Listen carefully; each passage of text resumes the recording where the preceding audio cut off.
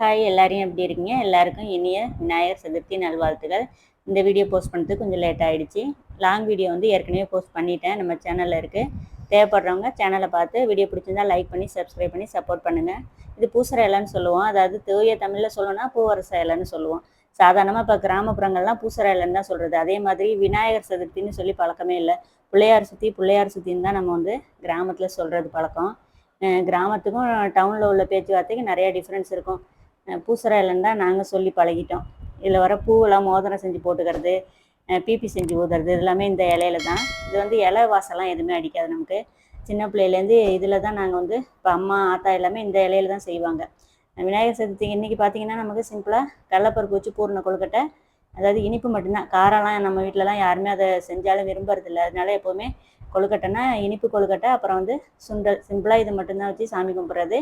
எங்கள் மாமனார் வீட்டில் பார்த்திங்கன்னா எங்கள் மாமனார் வந்து விநாயகர் சிலை களிமண் எடுத்துகிட்டு வந்து செஞ்சு சாமி கும்பிடுவாங்க. நான் இது வரைக்கும் தனியாக வந்து சிலை வாங்கி வச்சு சாமி கும்பிட்டு இது வரைக்குமே பழக்கம் இல்லை. செய்யணுன்னு ஆசை இருக்குது, பார்ப்போம். விநாயகர் அருள் கொடுத்தா சிலையாக வாங்கி வச்சு செய்வேன். எப்போதும் மஞ்சள் பிள்ளையார் பிடிச்சி வச்சு சிம்பிளாக சாமி கும்பிட்ருவேன். இன்னைக்கு கடலப்பருப்பு போடணும், ஸ்வீட் கொழுக்கட்டையும் சுண்டலும் தான். இப்போ பார்த்திங்கன்னா இந்த மாவு பக்குவம்லாம் என்ன மாதிரி கலக்கிறது, எவ்வளோ மாவு, இதுக்கு என்னென்ன ரேஷியோங்கிறதெல்லாம் லாங் வீடியோவில் போட்டிருக்கேன். நாங்கள் எப்போதும் கிராமத்தில் எப்படி செய்வோமோ அது ஆரம்பத்துலலாம் பார்த்திங்கன்னா எங்கள் அம்மா புழுங்கல் அரிசி அரைச்சி செய்வாங்க.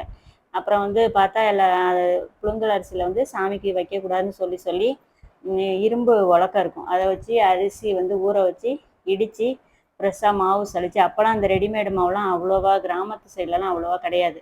மாவு வந்து நம்ம ஊற வச்சு வடிகட்டி லேசாக உடத்திட்டு கொடக்கல்ல அதிரச மாவுலாம் இடிப்போம்ல, அது மாதிரி இடித்து சளிச்சு வாட்டிட்டு அதுக்கப்புறம் ரொம்ப பெரிய ப்ராசஸ்ஸு.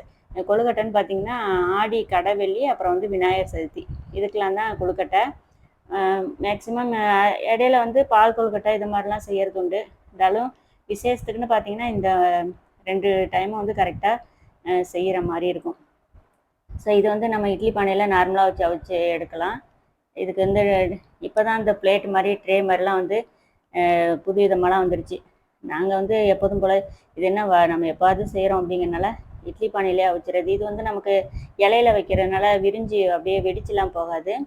அந்த ஓரத்தை மட்டும் கொஞ்சம் கரெக்டாக நல்லா ஒட்டிட்டோம்னா உங்களுக்கு வெடிக்காமல் இருக்கும். இல்லை லைட்டாக எங்கேயாவது ஒட்டாமல் இருக்குன்னா லைட்டாக பூரணம் பிரிஞ்சு வருமே தவிர கீழேலாம் இறையாது.